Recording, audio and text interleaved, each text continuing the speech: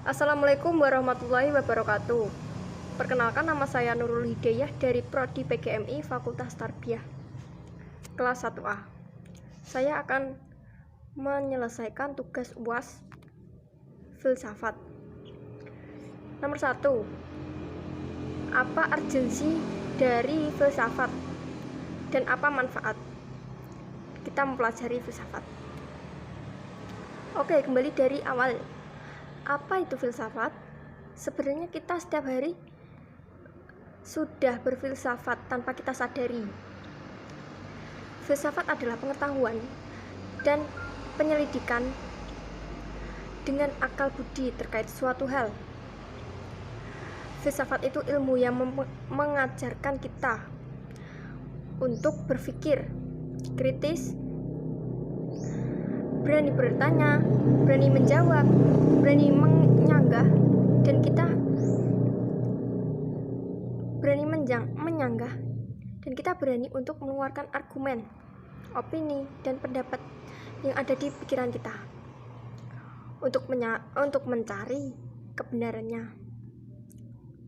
dengan keingintahuan dan rasa penasaran kita yang mendorong kita berfilsafat. Manfaat filsafat mengajarkan kita untuk berpikir kritis, mengajak kita untuk berpikir dan menganalisis terkait pertanyaan yang mendasar terkait suatu hal.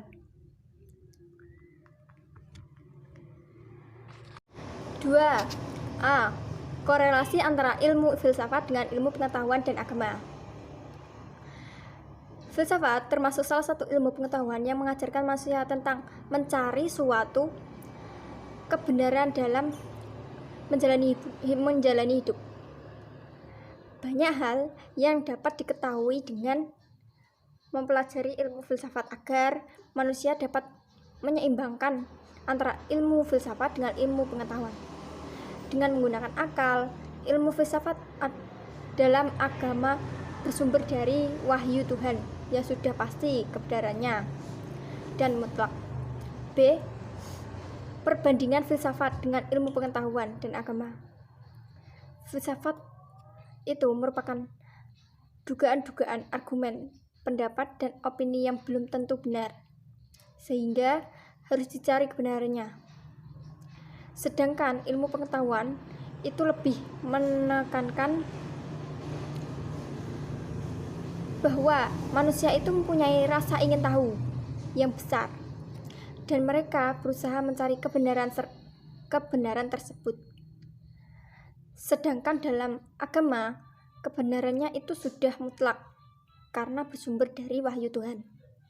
C. Titik sentuh antara filsafat dengan ilmu pengetahuan dan agama.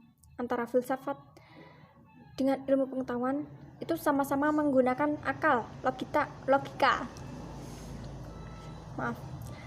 Pemikiran untuk mencari suatu kebenaran yang pasti. Sedangkan agama sudah mutlak sumber dari Tuhan, titik sentuhnya sama-sama bertujuan dengan hal-hal yang sama, yaitu kebenaran. 3A. Ontologi, mempelajari hakikat keberadaan sesuatu dan fenomena apa yang ingin diketahui oleh manusia.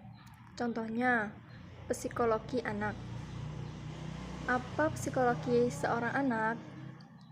2. Epistemologi, mempelajari bagaimana cara memperoleh pengetahuan tentang fenomena tersebut. Contohnya, apa saja psikologi seorang anak? Apa saja penyebabnya? Apa saja yang menyebabkan gangguan psikologi seorang anak? Yang ketiga, aksiologi, hakikat dan manfaat yang terdapat dalam suatu pengetahuan. Contohnya, apa manfaat dari kita mempelajari atau mencari tahu terkait psikologi seorang anak tersebut? Bisa saja manfaatnya kita dapat mengerti terkait psikologi dari si anak ini. 4. Metafisika.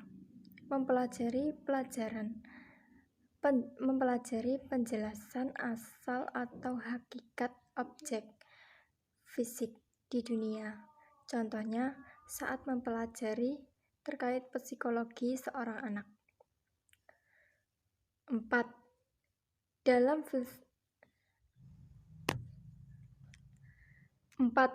Berpikir ilmiah. Proses berpikir untuk sampai pada suatu kesimpulan yang berupa pengetahuan 4 sarana berpikir ilmiah, yakni bahasa, matematika, statistika, dan logika. Berpikir rasional dilakukan berdasarkan pikiran dan pertimbangan yang logis dan cocok dengan akal sehat manusia. Berpikir kritis adalah cara berpikir manusia untuk merespon seseorang dengan menganalisis fakta untuk membentuk penilaian. Sekian dari saya. Wassalamualaikum warahmatullahi wabarakatuh.